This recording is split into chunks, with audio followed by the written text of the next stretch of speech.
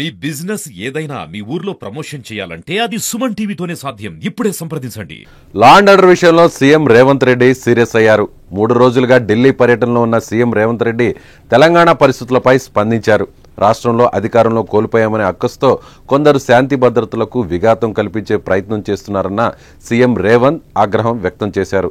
రాష్ట్ర ప్రభుత్వాన్ని ఇబ్బంది పెట్టేలా రకరకాల కుట్రలకు తెరలేపుతున్నారని మండిపడ్డారు. రాష్ట్రంలో శాంతి భద్రతలు కాపాడే విషయంలో సీరియస్ గా వ్యవహరించాలని డీజీపీకి సీఎం రేవంత్ రెడ్డి సూచించారు.